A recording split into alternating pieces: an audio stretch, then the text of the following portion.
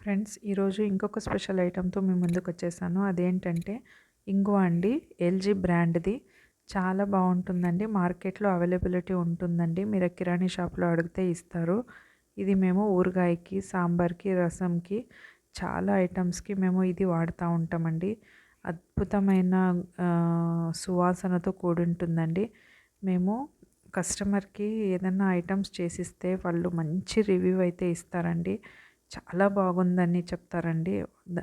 అది final touch up అనేది ఇంగువతో ఇలాంటి ఇంగువతో అయితే చాలా బాగుంటుంది. చూడండి, తక్కువ రేటుకి కూడా మార్కెట్లో ఏమైనా ఐటమ్స్ దొరుకుతాయంటే మనం ఎప్పుడు కానీ అలాంటి ఐటమ్స్కి వెళ్ళకూడదండి. ఎందుకంటే తక్కువ రేటువి ఎప్పుడు కానీ లాభానికి వాళ్ళు చేస్తుంటారు కాబట్టి అంత క్వాలిటీ మెయింటైన్ చేయరండి. ఇది హై క్వాలిటీ ఉంటుంది. 10-20 రూపాయలు ఎక్కువైనా కానీ మనము దాని గురించి ఆలోచన చేయకూడదండి. ఎప్పుడే కానీ హై క్వాలిటీ ఐటమ్స్ వాడినప్పుడు హై క్వాలిటీ టేస్ట్ అనేది వస్తుంది.